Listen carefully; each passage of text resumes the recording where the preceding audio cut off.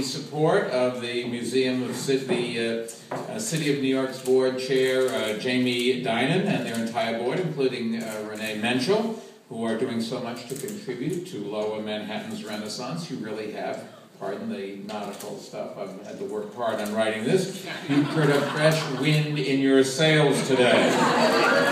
Together you steered this museum off the shoals and charted a bold new course for it. You have introduced thousands of new visitors to a rich maritime heritage through exhibits like Compass featuring the Folk Art Museum collections, and your dynamic programming illustrates just how our waterfront reflects our ecology and commerce and illuminates themes from immigration to urban design. And they really are seriously wonderful reminders why the Seaport Museum deserves the continued long-term support of all of us. Of course, yes. Now I want to ask you a question. You talked about an envelope with a small unmarked bills. Well, I just wanted to see whether she really opened it herself and counted them all out or something. Of course she did. Amazingly, 2 months ago, Hurricane Sandy paid us a visit here, and the historic vessels, that is such a big part of this museum, rode out the storm in ship-shape fashion. And Susan just gave credit earlier, a tribute to the seaman-like work in advance of the storm by Harbor Master Captain John Bulware and his trusty first mate, Museum General Manager Jerry Gallagher. Yes, well, they took care of the ships, but unfortunately other parts of the museum weren't as fortunate. They should have raised up the whole museum. You didn't give them the right instructions. I'm sure they would have done it. The mechanical systems here at the main gallery building are well below decks, and Sandy submerged them.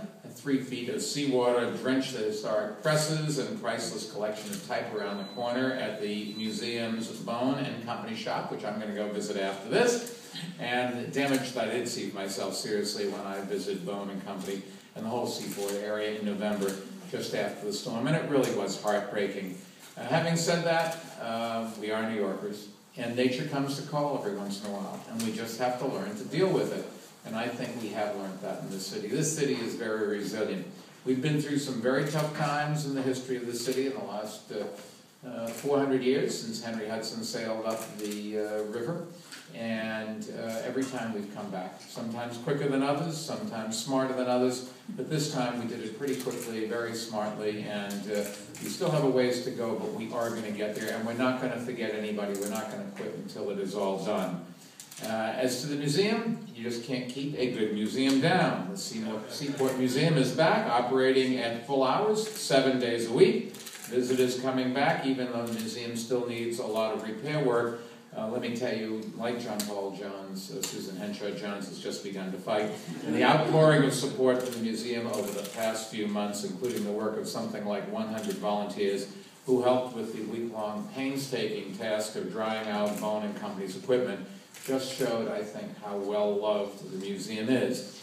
And with all our support, and thank you very much, with all our support, along with that of Admiral Kate Levin's crew at the Department of Cultural Affairs, and Commodore Seth Pinsky and his shipmates at the Economic Development Corporation, the Seaport Museum will come through with flying colors.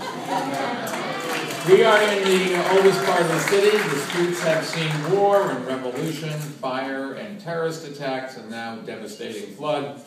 But I think it's fair to say that through all this, neighborhood and our city have bounced back stronger than ever before, and we're going to do it again this time. And under Susan's leadership, the Seaport Museum's continued revival is going to anchor the comeback of the whole area. Well, I had to get one more in. I have one more coming. So to Susan, Jerry, and everyone at the museum, and also to all of you who have devoted your time and monies and energy to the museum and the Seaport area, the watchword is, we've only begun to fight. The best days are yet ahead. We did not crash on the shoals. And the river finally went down. I don't know what else to say. But seriously, this museum really is one of the gems in the crown of the city. There are big museums and small museums. There are museums in all 5 boroughs. There are museums with special emphasis and museums that get a lot of tourist attention. They all contribute to what makes New York, New York. People come from around the world for our museums, but more importantly, I've always thought, we always talk about how great the museums are for visitors. What about the museums for us? It is the museums, the cultural institutions, the visual arts and performing arts that make the difference between just having cement and streets and elevators, or no elevators in this building, and having something that keeps all of us, all of our minds occupied and stretches them and makes New York what it is, the greatest city and the greatest country in the world. God bless. Let's all get back to work.